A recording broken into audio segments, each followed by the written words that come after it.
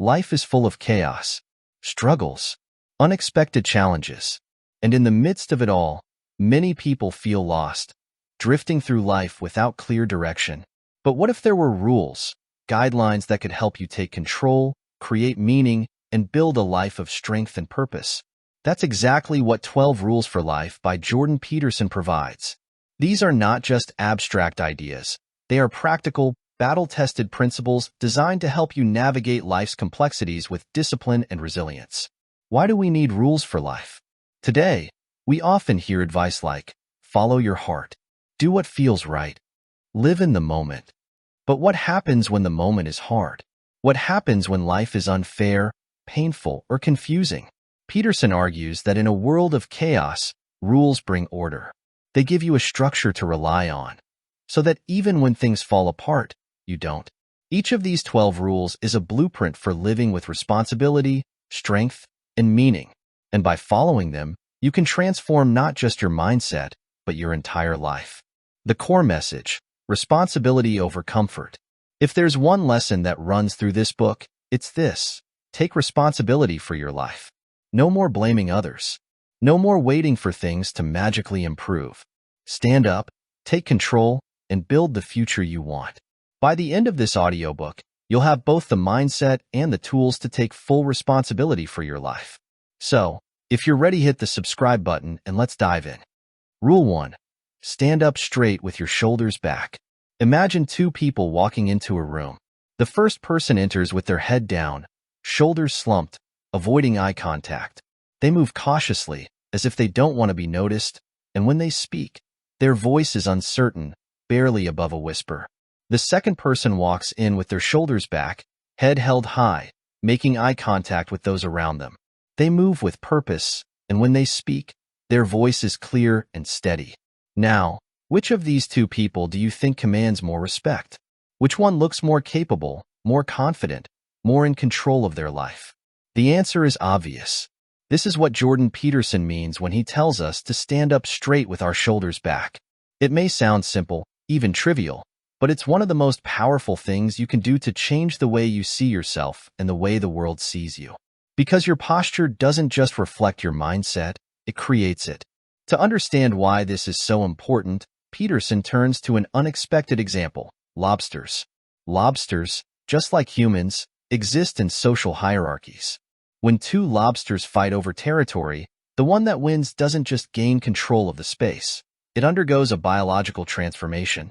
Its brain chemistry changes. It begins to produce more serotonin, the same chemical that in humans is linked to confidence, mood, and overall well-being. The victorious lobster stands taller, moves with greater assurance, and becomes more likely to win future battles. Meanwhile, the losing lobster does the opposite. Its serotonin levels drop. It becomes withdrawn, cautious, more likely to avoid conflict. It even starts to physically shrink.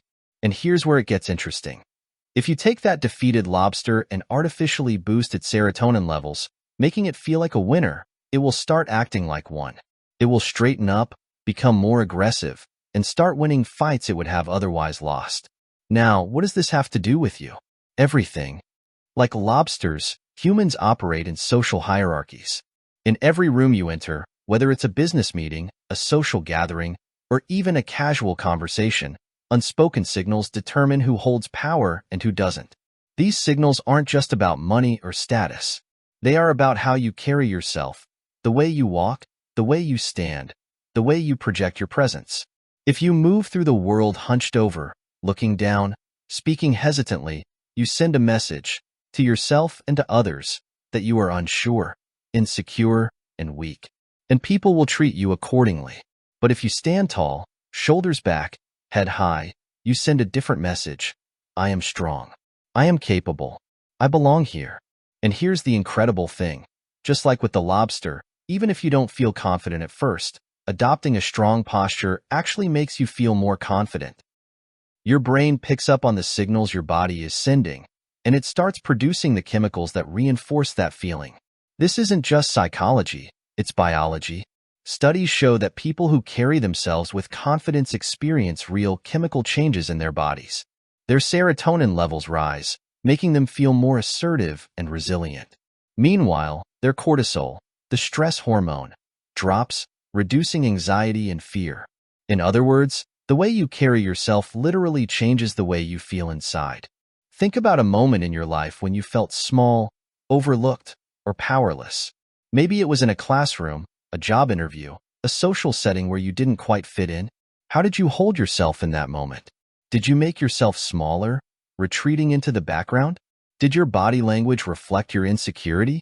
Now think about a time when you felt confident, when you knew you belonged, when you spoke with authority, when people listened to what you had to say. Your posture was different, wasn't it? You stood taller, took up more space, projected a different energy. That's not a coincidence. But here's where so many people go wrong. They think that confidence must come first, that they have to feel powerful before they can act powerful.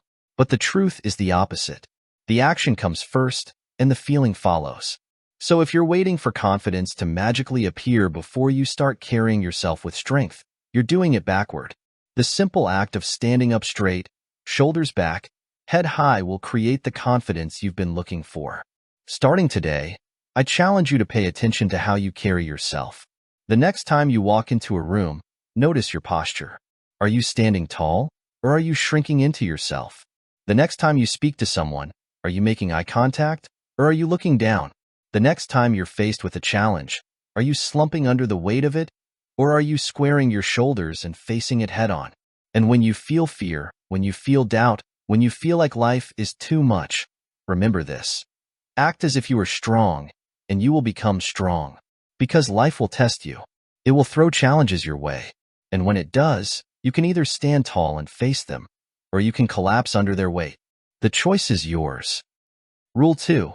Treat yourself like someone you are responsible for helping. Imagine someone you love deeply. It could be a close friend, a family member, or even a child. Now, imagine they're struggling.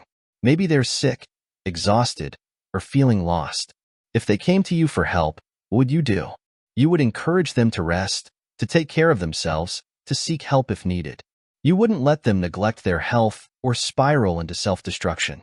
You'd remind them that they matter, that their well-being is important. Now, here's the question. Why don't you treat yourself the same way? That's the core idea behind Rule 2. Treat yourself like someone you are responsible for helping. It sounds simple, yet most people fail to do it. Think about how you handle your responsibilities. If you have a pet, you make sure it's fed and cared for. If you're looking after a child, you don't neglect their needs. But when it comes to yourself, how often do you skip meals, ignore your own pain, or push yourself to exhaustion without a second thought? Jordan Peterson points out an odd contradiction. People are often more willing to care for others than for themselves. If a doctor prescribes medication to a patient, that patient is more likely to give the medicine to their pet than to take it themselves. This isn't just anecdotal. Studies confirm it. People don't think they deserve the same level of care they freely give to others.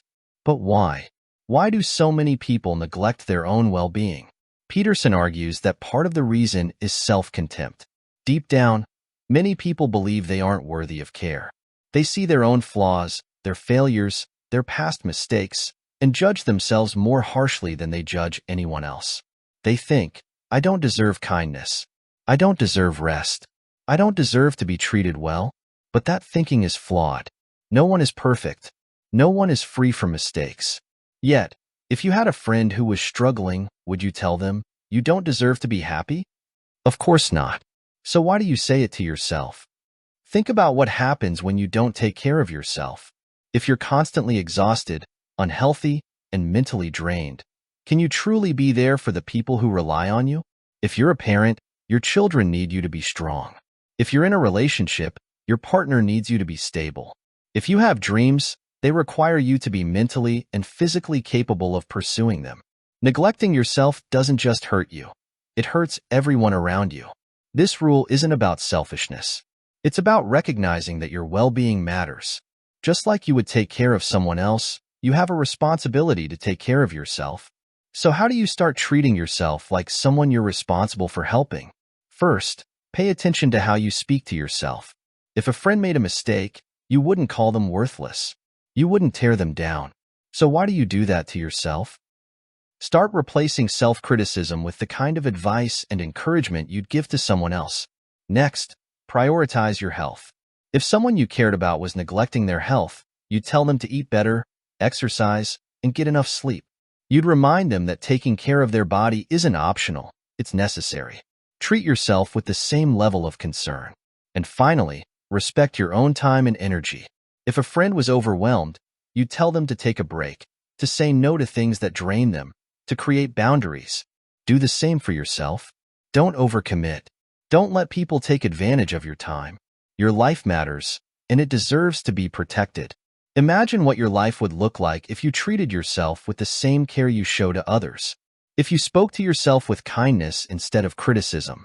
If you prioritized your well-being instead of constantly pushing yourself to the edge.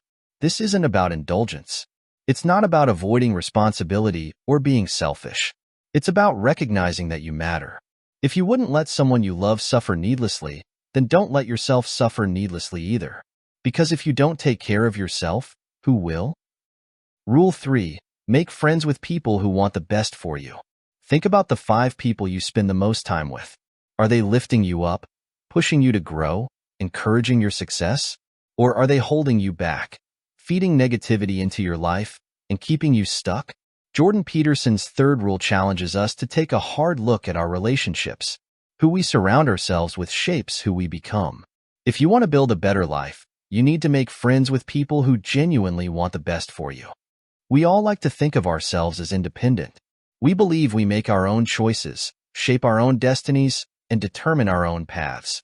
But the truth is, we are heavily influenced by the people around us. Peterson explains that friendships aren't just social connections. They are contracts that shape your identity. Your closest friends influence what you believe is possible, what you accept as normal, and what you strive for in life. If your friends are ambitious, disciplined, and striving for something greater, you will feel motivated to rise to their level. But if your friends are cynical, self-destructive, or stuck in negativity, they will pull you down with them, whether you realize it or not. Imagine you have a friend who always complains about life, about how unfair the world is, how nothing ever works out for them, how success is just luck and never the result of hard work. At first, you listen, maybe even sympathize. But over time, something happens. Their negativity starts to seep into you. You begin to see the world through their eyes. You start to question your own ambitions. Now imagine another friend, someone who celebrates your successes, pushes you to be better, challenges you when you make excuses. When you spend time with them, you feel energized, inspired, motivated to improve. Which of these 2 people is shaping your life for the better? This rule isn't just about having nice friends. It's about surrounding yourself with people who push you to become the best version of yourself. Some people struggle with this idea because they feel guilty about letting go of old friendships, especially when those friendships are rooted in shared history. Maybe you've known someone since childhood. Maybe you've been through tough times together. You don't want to abandon them. But here's the hard truth. Loyalty should never come at the cost of your growth. If someone is dragging you down, constantly feeding negativity into your life, or preventing you from reaching your potential, you have to ask yourself, why am I keeping this person in my life? Friendship should be based on mutual respect, support, and encouragement, not just on the past. So, how do you apply this rule to your life? Start by paying attention to how you feel around certain people. Do they leave you feeling drained, discouraged, or uninspired? Or do they energize you, push you forward, and remind you of your potential? Next, be intentional about the company you keep. Seek out friendships with people who are pursuing something meaningful, people who are disciplined, motivated, and striving for personal growth. Surround yourself with those who want to see you succeed, not those who secretly hope you fail so they can feel better about their own shortcomings. And finally, become the kind of person you would want to be friends with. If you want strong, motivated, and supportive people in your life, become strong, motivated, and supportive yourself. Relationships are a reflection of who we are. If you elevate yourself, you will naturally attract better friendships. Think about where you want to be in 5 years. Now, look at the people around you. Are they helping you get there, or are they keeping you stuck? You don't owe anyone a place in your life if they are actively working against your growth. Choose friends who celebrate your success, who push you forward, who bring out the best in you. Because in the end, the people you surround yourself with will either build you up or break you down. Choose wisely. Rule 4. Compare yourself to who you were yesterday, not to who someone else is today. Have you ever looked at someone else's success and felt like you're falling behind? Maybe it's a friend who just got a promotion, someone on social media who seems to have a perfect life, or a competitor who always seems one step ahead. In those moments, it's easy to feel inadequate, like you'll never measure up. But Jordan Peterson warns us, comparison is dangerous. Not because ambition is bad, but because when you constantly measure yourself against others, you set yourself up for endless frustration and self-doubt. That's why Rule 4 tells us, compare yourself to who you were yesterday, not to who someone else is today. The world is full of people who are better than you at something. No matter how talented, intelligent, or successful you are, there will always be someone richer, stronger, more accomplished, more admired. If you define your success by where you stand compared to others, you will never be satisfied. Social media makes this even worse. Every time you scroll, you see people posting their best moments, their achievements, vacations, relationships, milestones. But what you don't see is the struggle, the failures, the private doubts they wrestle with. You're comparing your behind-the-scenes reality to someone else's highlight reel. And that's not a fair comparison. Instead of measuring yourself against others, Peterson urges us to ask a better question. Am I better than I was yesterday? That's the only comparison that truly matters. Think about your own life. Maybe last year, you struggled to stick to a workout routine, but now you exercise twice a week. Maybe 6 months ago, you didn't read at all, and now you're finishing one book a month. Maybe yesterday, you lost your temper too quickly, but today, you caught yourself before reacting. These are real victories.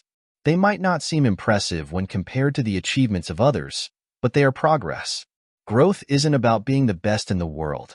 It's about being better than you were yesterday. And the only way to do that is to focus on your own path, your own progress, your own potential. But there's another reason comparison is so dangerous. It blinds you to your own unique potential. Every person has different strengths, different struggles, different circumstances. You are not walking the same path as anyone else. The obstacles you face are uniquely yours. The lessons you are meant to learn are different from those of the people around you. When you compare yourself to others, you risk losing sight of what actually matters to you.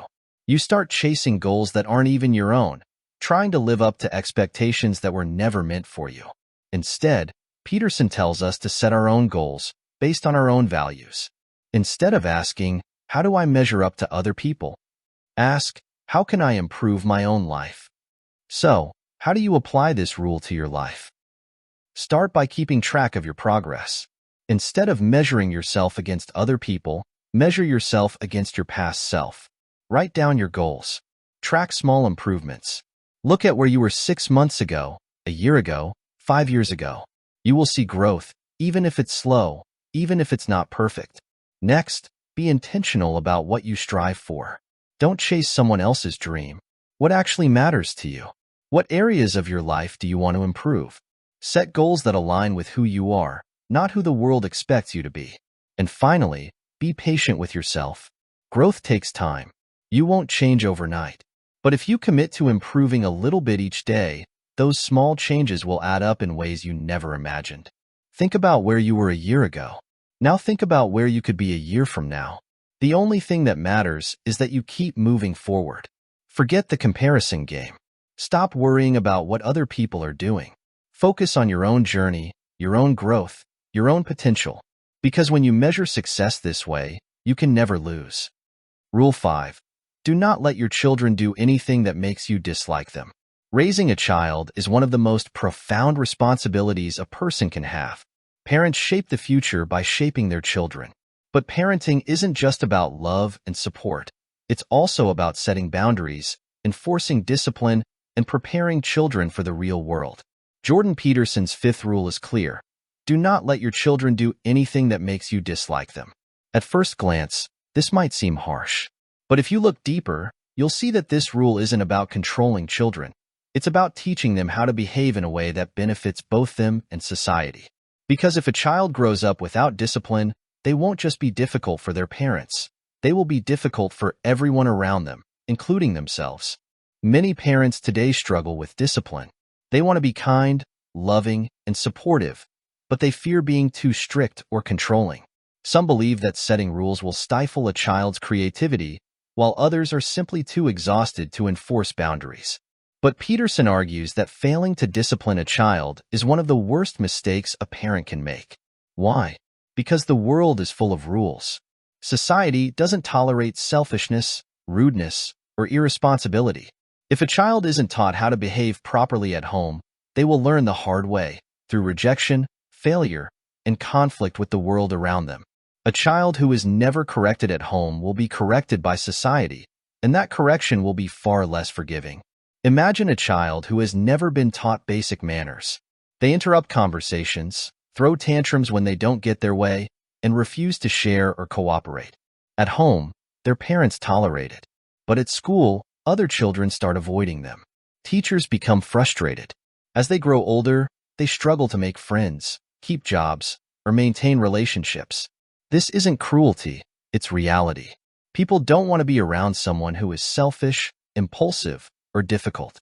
The world does not cater to bad behavior. This is why parenting isn't just about love. It's about teaching children how to be functional, competent human beings. And that means correcting bad behavior before it becomes a lifelong problem. But here's the challenge: discipline is hard. It's much easier to ignore bad behavior than to confront it. It's easier to give in to a child's demands than to endure a meltdown. It's easier to say yes than to enforce a no. But here's what many parents forget. Children need structure. They need rules. They need to know where the boundaries are. A child without discipline isn't free. They are lost. They don't know how to behave, what is expected of them, or how to interact with others. And discipline, when done right, isn't about punishment, it's about guidance. It's about setting clear expectations and teaching children that their actions have consequences. It's about helping them become people that others will respect, like, and want to be around. So how do you apply this rule? First, set clear boundaries. If a behavior is unacceptable, make sure your child knows it. Don't assume they'll figure it out on their own. Children need direct guidance, not vague suggestions. Next, be consistent. If you let bad behavior slide one day but punish it the next, your child won't learn. They'll just be confused. Rules only work when they are applied consistently. And most importantly, enforce discipline with fairness and love. Discipline isn't about domination or control. It's about preparing your child for the real world. Teach them that actions have consequences, but always reinforce the lesson with warmth and understanding. A good parent is both firm and kind. Parenting isn't easy. But if you refuse to discipline your child because you're afraid of upsetting them, you're not doing them any favors. You're setting them up for failure. If you truly love your child, you will teach them how to behave, how to be responsible, and how to succeed in a world that has rules. Because a child who is disciplined at home will be prepared for life outside of it. And the ultimate goal of parenting isn't just to raise a child. It's to raise an adult who is capable, competent, and respected by the world. Rule 6. Set your house in perfect order before you criticize the world. It's easy to blame the world for your problems. It's easy to look at the chaos around you, political corruption, social injustice, economic hardship, and feel angry, resentful, even hopeless. But Jordan Peterson tells us something uncomfortable yet profoundly true. Before you try to fix the world, fix yourself first. That's the essence of Rule 6. Set your house in perfect order before you criticize the world. This isn't about ignoring injustice or pretending problems don't exist. It's about taking responsibility for the one thing you truly have control over, your own life. Because how can you claim to fix the world if your own house is in disarray? Peterson points out that many of the people who are most eager to fix society, who loudly protest, demand change, and criticize the world, are often struggling in their own lives. Their personal relationships are a mess. They have no sense of discipline. They don't take care of their health. Yet, they believe they have the moral authority to tell others how to live. This kind of hypocrisy is dangerous. It allows people to shift the blame outward instead of looking inward. But real change doesn't start with grand political movements or social revolutions. It starts with you. If you want to improve the world, Begin with the small things that are within your power. Clean your room. Pay your bills. Take care of your health. Be honest in your relationships. Show up on time. Speak with integrity. These might seem trivial compared to the world's problems, but if you can't manage your own life, what makes you think you're equipped to manage the lives of others? This idea is deeply connected to suffering. Life is filled with pain, unfairness, tragedy, betrayal, and when life feels unbearable, it's tempting to lash out at the world, to blame society, to believe that everything is rigged against you. But Peterson warns us, resentment is a poison that will destroy you. History is full of examples of people who allowed resentment to consume them. People who, instead of improving their own lives, sought revenge against society, believing that destruction was the only answer. They convinced themselves that the world was evil, that the system was corrupt, that their suffering justified their rage. And in the end, they made everything worse, not just for themselves, but for everyone around them. But what if, instead of letting resentment take over, you asked yourself, what can I do right now to make my life better? Even in the darkest situations, there is always something you can fix, something you can improve. If your room is messy, clean it. If your health is suffering, start eating better. If your relationships are strained, be the first to apologize. If your finances are in chaos, make a budget. These small actions matter, not just because they improve your life, but because they give you a sense of control. When you put your own life in order, you stop feeling like a victim. You stop feeling helpless. You realize that you have the power to change things, at least in your own world. So how do you apply this rule? Start by taking an honest inventory of your life. What areas are in disorder? What habits are dragging you down? Where are you avoiding responsibility? Be brutally honest with yourself. Next, choose one small thing to fix. It doesn't have to be something huge.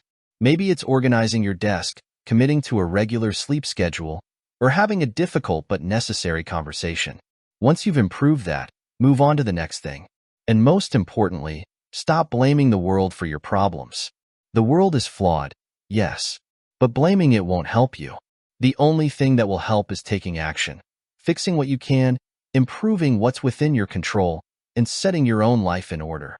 Imagine what would happen if everyone focused on fixing themselves before they tried to fix the world. Imagine a society where people took responsibility for their own actions, their own choices, their own lives. That's how real change happens. Not through blame, not through anger, but through personal responsibility and action.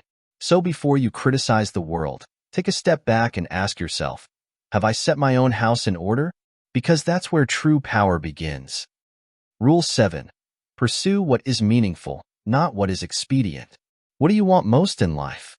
Is it success, wealth, happiness, a sense of purpose? Whatever it is, you face a choice every single day. Do you take the easy path, or do you take the meaningful one? Jordan Peterson's 7th rule tells us, pursue what is meaningful, not what is expedient. In other words, don't just chase short-term pleasure, convenience, or instant gratification. Instead, choose the path that leads to real growth, responsibility, and deep fulfillment. Because the easy road, the one filled with distractions, indulgences, and avoidance, will never bring you what you truly want. From the moment we wake up, we are faced with choices. Do we get out of bed on time or hit snooze? Do we eat a healthy meal or grab junk food? Do we focus on our goals or get lost in meaningless distractions? The expedient choice is always tempting. It's comfortable, effortless, and doesn't require much discipline. But there's a problem. What is easy now often leads to suffering later. Peterson explains that human beings have always struggled with this. Ancient people understood that sacrificing short-term pleasure for long-term rewards is the foundation of a successful life. That's why so many religious traditions emphasize sacrifice, giving up something today so that you can have something better in the future. In modern times, we've lost touch with this wisdom. We live in a world of instant gratification. If we're bored, we scroll through social media. If we're stressed, we escape into entertainment. If something is hard, we avoid it. But every time we choose what is easy over what is meaningful, we weaken ourselves. We trade long-term fulfillment for short-term relief. Think about your own life. How many times have you avoided doing something difficult, only to regret it later. Maybe you procrastinated on a project and then had to scramble to finish it. Maybe you avoided a tough conversation and the problem only got worse. Maybe you chose comfort over challenge and now you feel stuck. Shortcuts might seem like a good idea in the moment, but they almost always come with a hidden cost. The cost is wasted potential, lost opportunities, and a weaker version of yourself. On the other hand, when you choose meaning over convenience, you build something real. You build strength, discipline, and a life you can be proud of. But how do you know what is meaningful? Peterson tells us that meaning is found in responsibility. When you take on responsibility, whether for your work, your family, your health, or your personal growth, you create purpose in your life. Think about the most meaningful moments in your life. Were they the easy ones? Or were they the moments when you overcame a challenge, worked hard for something, or made a sacrifice for someone you love? True meaning is found in commitment, discipline, and service to something greater than yourself. That could mean building a career that contributes to society, raising a family, mastering a skill, or dedicating yourself to personal growth. The specifics don't matter. What matters is that you choose something worth struggling for.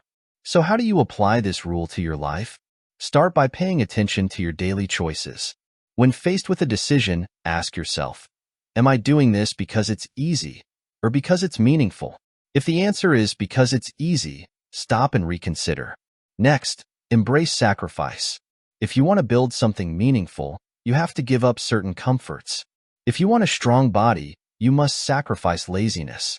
If you want financial success, you must sacrifice impulsive spending. If you want deep relationships, you must sacrifice selfishness. Every meaningful achievement requires a trade-off. And finally, commit to something bigger than yourself. Stop chasing distractions and short-term pleasure. Find something that matters and pour your energy into it. Build something that will last. Because the most satisfying life isn't the easiest one. It's the one that challenges you to become more than you are. Imagine yourself 5 years from now. Will you be stronger, wiser, more fulfilled? Or will you look back and realize you wasted time chasing meaningless distractions? The choice is yours. Every day, you decide whether to take the easy road or the meaningful one. One leads to regret. The other leads to a life worth living. Choose meaning. Rule 8. Tell the truth, or at least, don't lie. Think about the last time you told a lie. Maybe it was a small one, a white lie to avoid hurting someone's feelings.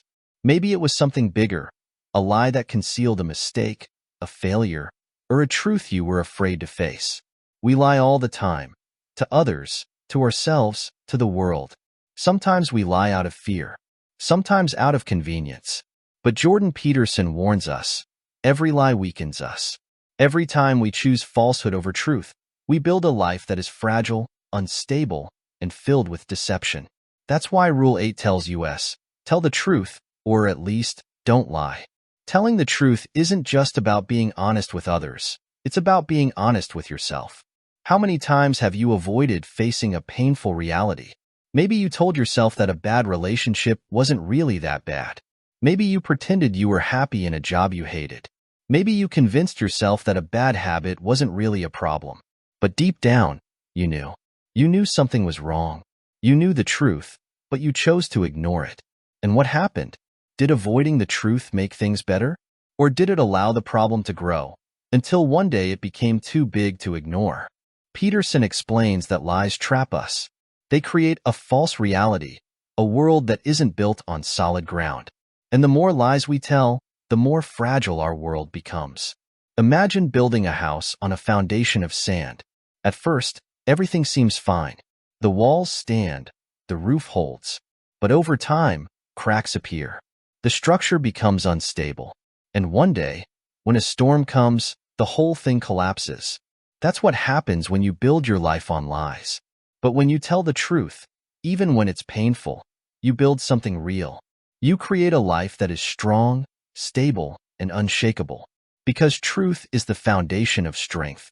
But telling the truth isn't easy. Sometimes, the truth is uncomfortable. It forces us to confront our own flaws, our own mistakes, our own weaknesses. It requires courage. That's why Peterson adds an important qualifier. If you can't tell the truth, at least don't lie. Maybe you're not ready to be completely honest about something. Maybe you're afraid of the consequences. That's understandable. But at the very least, don't make it worse by adding deception to the mix. Even if you can't speak the whole truth yet, you can refuse to tell a lie. So how do you apply this rule? Start by paying attention to your words. Before you say something, ask yourself, is this really true?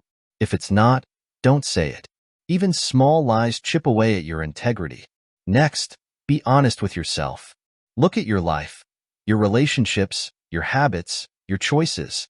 Where are you avoiding the truth? What reality have you been unwilling to face? The first step to change is acknowledging what is real. And most importantly, have the courage to speak the truth, even when it's difficult. If something is wrong, don't pretend it's right. If you need to say no, don't say yes just to please others. If you have a dream, don't lie to yourself and say it's impossible. Honesty isn't just about words, it's about how you live. Imagine a life where you never had to hide, never had to pretend, never had to carry the weight of deception. Imagine the freedom of living with truth, of knowing that your words and actions align with your deepest values. That's what this rule is about. It's not just about avoiding lies. It's about creating a life that is strong, honest, and real. So starting today, commit to this. If you can't tell the whole truth, at least don't lie. Because truth is what makes you unbreakable. Rule 9. Assume that the person you are listening to might know something you don't. How often do you truly listen? Not just waiting for your turn to speak. Not just nodding along while forming your response, but really listening. Openly, without assumption, with the genuine belief that the other person might have something valuable to teach you. Jordan Peterson's 9th rule is simple yet profound. Assume that the person you are listening to might know something you don't. At first glance, this seems obvious. Of course, people have different knowledge, experiences, and perspectives. But in reality, most of us don't approach conversations this way. We assume we already know the answer. We filter what we hear through our own beliefs. We look for validation, not insight. But if you want to grow, learn, and truly connect with others, you must set aside your ego and listen. Not just with your ears, but with the willingness to be changed by what you hear. Peterson explains that every person you meet knows something you don't. They have experiences you haven't lived. They've struggled with challenges you've never faced. They've seen the world through a lens you'll never fully understand. But if you enter conversations thinking you already have all the answers, you close the door to learning. You reduce the other person to an audience instead of a potential teacher. Think about the last time you had a disagreement with someone. Were you truly listening to their point of view? Or were you mentally preparing your counterargument? Did you genuinely try to understand what they were saying? Or were you waiting for a pause so you could jump in? Real listening isn't passive, it's active. It requires humility. It means recognizing that you might be wrong, that your knowledge is incomplete, that the other person might hold a piece of wisdom you need. But listening isn't just about learning, it's also about connection. When you truly listen to someone, you give them the gift of being heard. And that is rare. People go through life desperate for someone to genuinely understand them. Most conversations are battles for attention, interruptions stacked on top of each other. But when you listen, really listen, you show people that they matter. And when people feel heard, they open up. They share more. They reveal thoughts and insights they wouldn't otherwise express. They teach you things you never expected to learn. This is why the best leaders, the best thinkers, the best communicators are also the best listeners. They don't just wait to talk. They absorb, process, and grow from what they hear. They know that wisdom isn't found in speaking, it's found in understanding. But why is listening so difficult? Why do people struggle to engage in real conversations? One reason is ego. Deep down, we want to be right. We want to prove our intelligence, our expertise, our superiority. And so, instead of listening, we defend. Instead of asking questions, we preach. Instead of being open, we shut down anything that challenges our worldview. Another reason is fear. Sometimes, we avoid listening because we're afraid of what we might hear. What if the other person has a valid point? What if their perspective forces us to rethink our beliefs? Change is uncomfortable, and it's easier to dismiss new ideas than to wrestle with them. But the price of refusing to listen is high. When you stop listening, you stop learning. When you stop learning, you stop growing. And when you stop growing, you stagnate, trapped in the same patterns, the same limitations, the same narrow understanding of the world. So how do you apply this rule? First, enter every conversation with the mindset of a student. Instead of trying to prove yourself, ask yourself, what can I learn from this person? What do they know that I don't?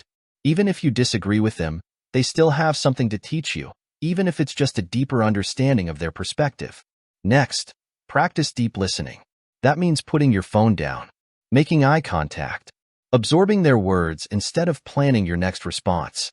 When they finish speaking, don't rush to fill the silence. Pause, reflect, then respond with genuine curiosity. And most importantly, be willing to change your mind. If you only listen to confirm what you already believe, you're not really listening. True listening means being open to new ideas, new possibilities, new truths. It means accepting that you don't have all the answers, and that's okay. Imagine how different the world would be if people actually listened to each other.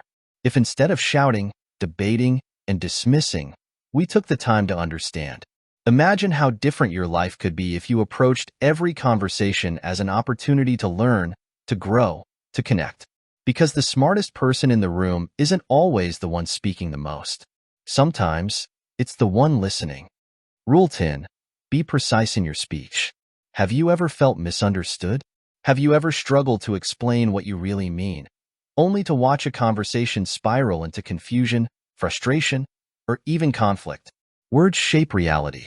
The way we speak, how precise, clear, and honest we are, determines how well we navigate the world. Jordan Peterson's 10th rule is simple but powerful. Be precise in your speech. Because when you are vague, careless, or dishonest with your words, you don't just confuse others, you confuse yourself. And when your thoughts and words are unclear, so is your life. Imagine a couple having an argument. One of them says, "You never listen to me."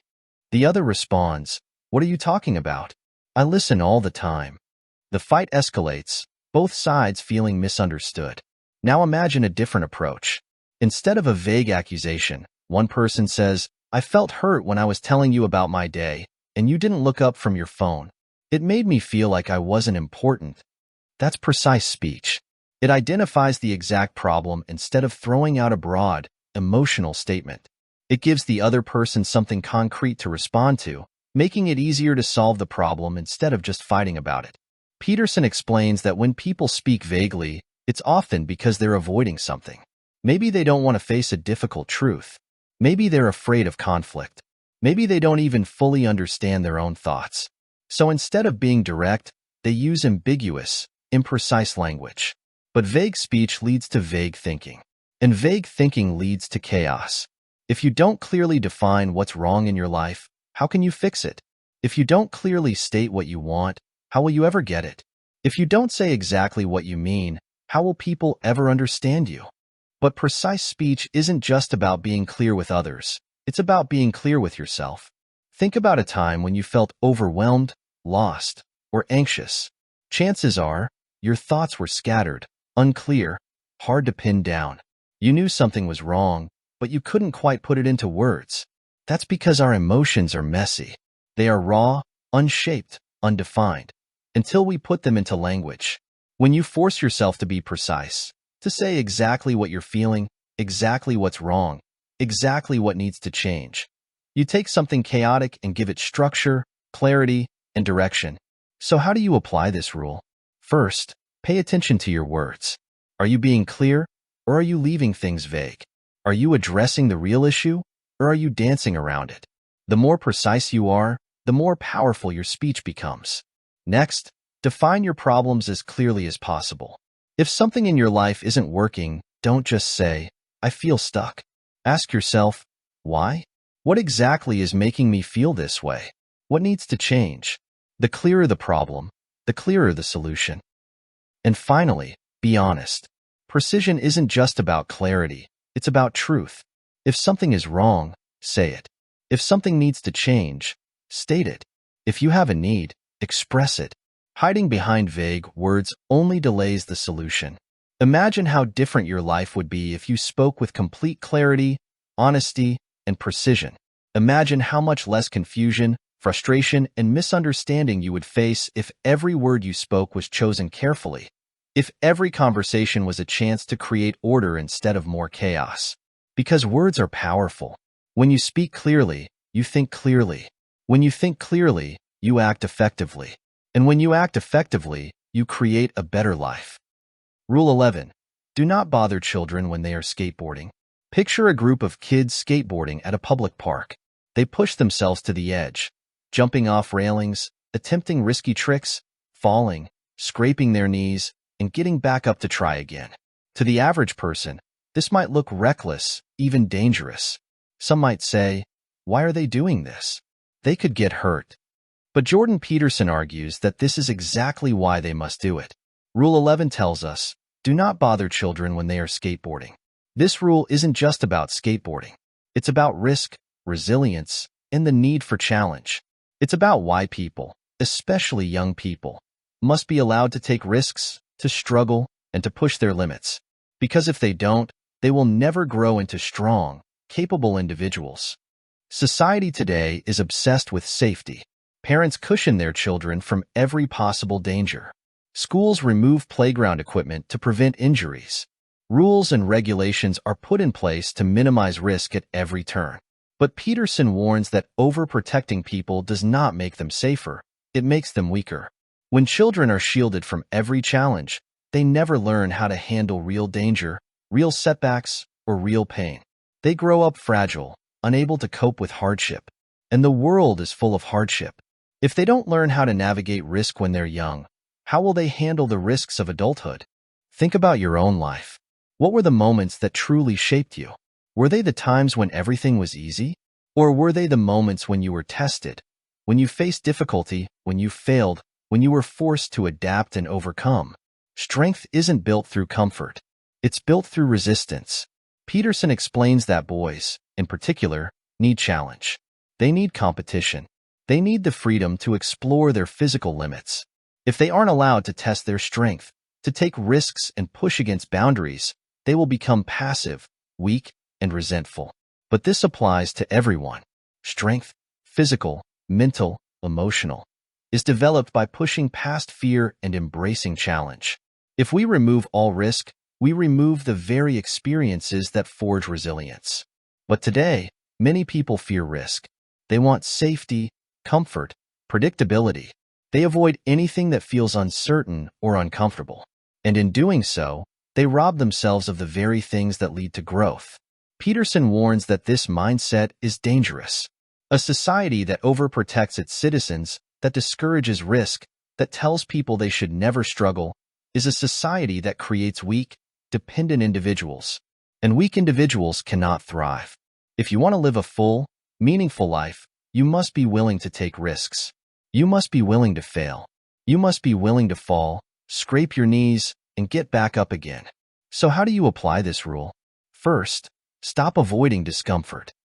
If something scares you, ask yourself, is this a real danger, or is it just my fear talking? If it's just fear, face it.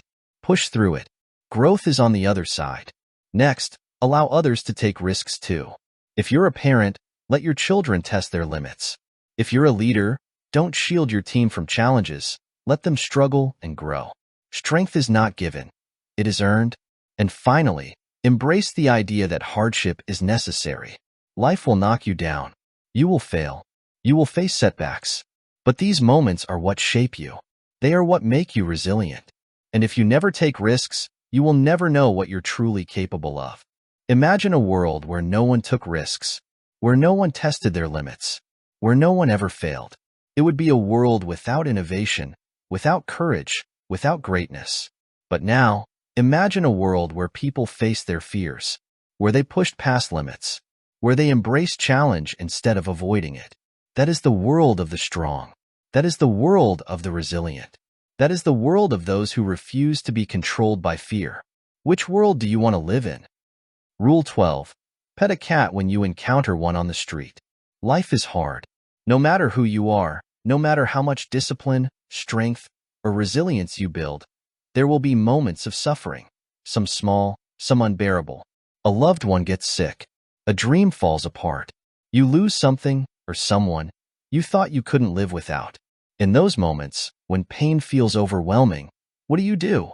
Jordan Peterson's final rule offers an answer. Pet a cat when you encounter one on the street. At first, this rule seems different from all the others. It's not about discipline, responsibility, or challenge. It's about something even more fundamental, the ability to find small moments of beauty in the midst of suffering. Peterson shares a deeply personal story. His daughter, Michaela, suffered from a debilitating autoimmune disorder. As a child, she endured constant pain, surgeries, and physical limitations. For Peterson and his family, this was a relentless battle, one they had no choice but to face. When you're trapped in a situation like that, when suffering feels never-ending, it's easy to sink into despair. But Peterson learned something valuable. Even in the darkest times, there are still moments of beauty, if you choose to see them. One day, while out for a walk, he saw a cat sitting on the sidewalk. Without thinking, he reached down and stroked its fur. For a brief moment, he felt something other than stress, fear, or sadness. He felt stillness, peace, a moment of connection with something simple, something good. That's what this rule is about. Life is full of suffering. There is no escaping that. But within suffering, there are still small moments of joy, moments that remind you that not everything is broken, that not everything is pain. It might be a sunset after a long, exhausting day, the laughter of a child, the kindness of a stranger, the warmth of a pet curled up beside you. These moments don't erase suffering.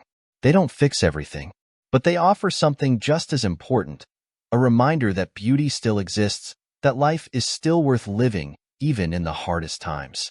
But here's the challenge. You have to notice these moments. Pain has a way of consuming everything. When we're suffering, we get tunnel vision. We focus only on what's wrong, what's broken, what hurts. And in doing so, we miss the small, fleeting moments of goodness that could keep us going.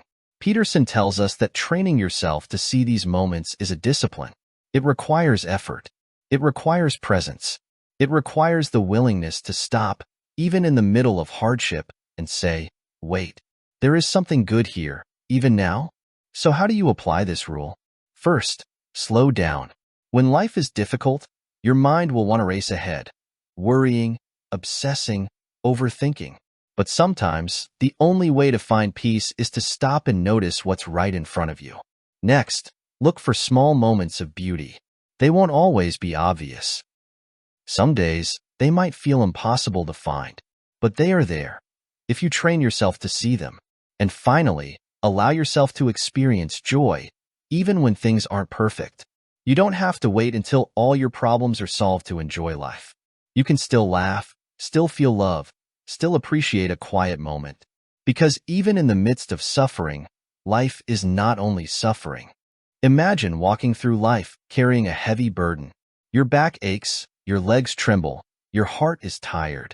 Now imagine that, in the middle of your journey, you see something small but beautiful, a flower growing through a crack in the pavement, the sound of birds singing in the distance, a cat sitting peacefully in the sun. You could ignore it. You could keep walking, focusing only on your pain. Or you could stop, just for a moment. You could take it in, let it remind you that life isn't only struggle, that there is still something worth noticing, worth holding on to. That's what this rule is about. Noticing the beauty that still exists, even when life is hard. This final rule is a reminder that life is not just about rules, not just about hardship or duty. It's also about noticing the things that make life worth living. Remember this. Even in your hardest moments, stop, look around, find something beautiful, even if it's as small as a cat sitting in the sun. Because in the end, that might be what keeps you going. If you found value in these lessons, please share it and subscribe for more audiobook. Until next time, keep growing, keep learning, and keep moving forward.